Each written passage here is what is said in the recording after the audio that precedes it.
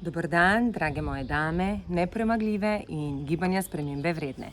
Kako ste? Upam, da uživate nekje na sončku, ali je to doma ali v službi, ali pa na počitnicah, na dopustu.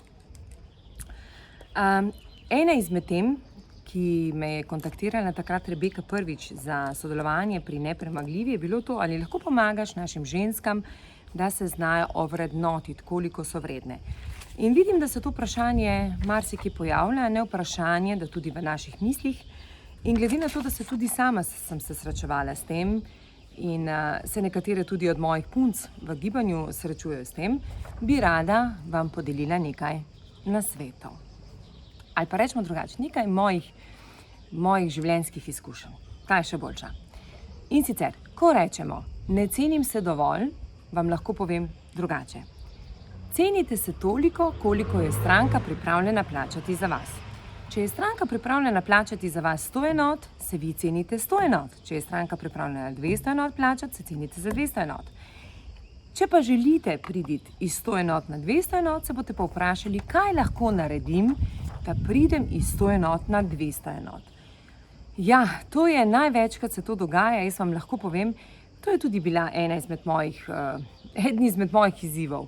Marsikdaj sta neka, pod tako ceno, za tako ceno pa ne bom šla delati. Jaz sem pa Tanja Skaza, sem evropska menedžerka, to gazel smo dobili. Mislim, cel kup stvari, no, da nam naštevala, ker bo pol že zgledalo, da si nabijem ego. In takrat sem ugotovila, da me to samo moj ego ovira, da rečem, okej, ta stranka ti tole pripravljena plačati, iz tega boš potem videla, kaj lahko odneseš, kaj lahko dobiš.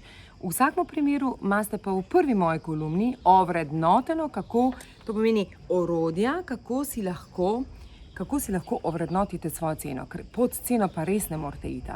Tudi ne morete vedeti, koliko časa namenite za kakšno izmed teh, vaših seans, karkoli pač počnete. Ali je to glede produkta, ali je projekta, ali je storitev, karkoli pač je treba nekako si sestaviti kalkulacijo svoje računice.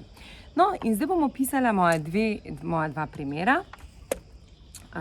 ki sta meni pomagala, da sem danes tukaj, kjer sem, pa verjemite mi, da bi rada še bolj rasla. Ker več, ko bom rasla, tako se mi zdi, bolj bom lahko tudi dajala vam.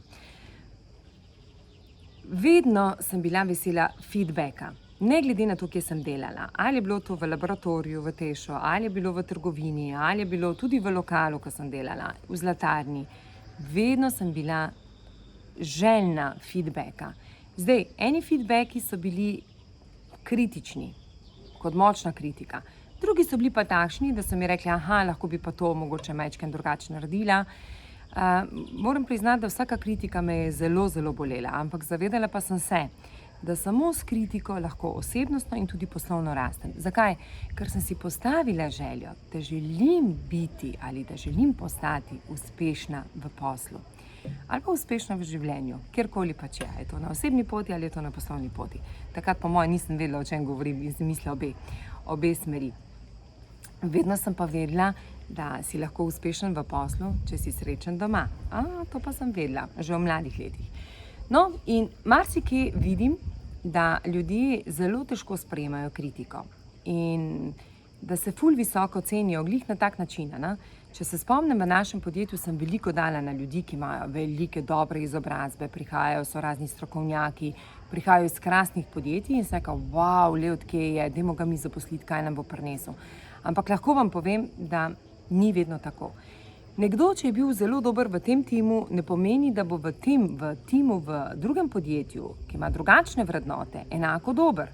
Zato toliko veliko časa govorimo o teh vrednotah, koliko so pomembne te naše vrednote. Ker edino tako se lahko poistoveti s podjetjem in s poslanstvom. Tako da, vsi tisti, ki se imamo, ali pa se imamo, jaz vedno raje rečem še potem sebe, za vrhunskega strokovnjaka, je včasih treba vedeti, da nas ta ego mogoče ovira do tega, da lahko gremo po tej svoji poti. In marsikoga tudi vidim danes, ki so delali 10 let, 6 let nazaj pri nas v podjetju, da še dan danes se iščejo, še dan danes stavajo in so 1 leto pa pol v tej službi, 1 leto v oni službi, tako tavajo, vse povsod naokrog. Ni okej, vidite, to je ego in to je strah. Ali smo strah, da priznamo, česa ne znamo in kaj se lahko naučimo. Po drugi strani pa opazujem v zadnjih nekaj letih ljudi, ki imajo res močne iskrice v očeh, res tako močne iskrice v očeh. So pripravljeni se učiti, so zelo ljudski, kakšne napredke delajo. In no, tudi ena izmed mojega slogana je v tem, da samo uspešni timi lahko gradijo uspešna podjetja ali organizacije. In jaz res ne znam sama delati. Mislim, meni se tako zdi, da en sam ne more nič premakniti, ekipa pa lahko marsikaj naredi. Zaradi tega, ker smo si tako raznoliki.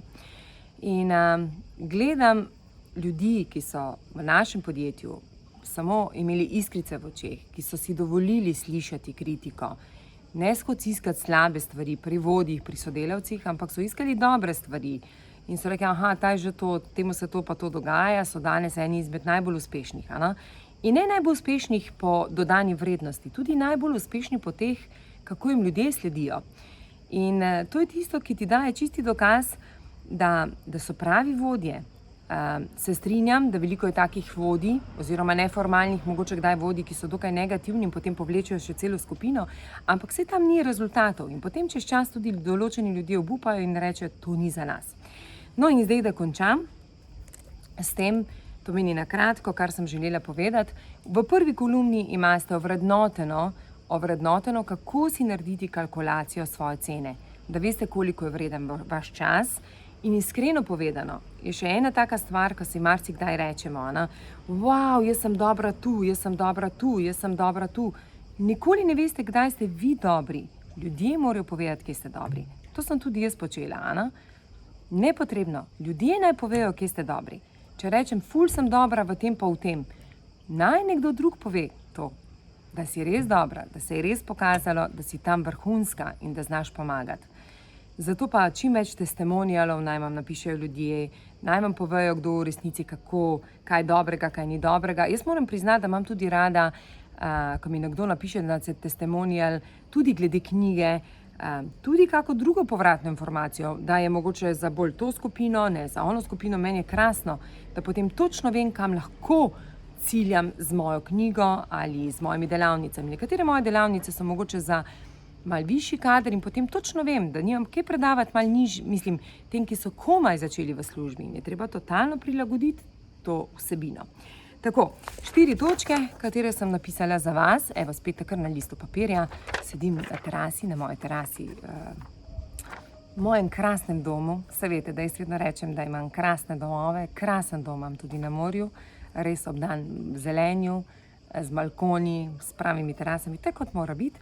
In sicer, prvo je vrednost. Prva je vrednost, pomeni, vredne smo toliko, kolikor je stranka pripravljena plačati za nas.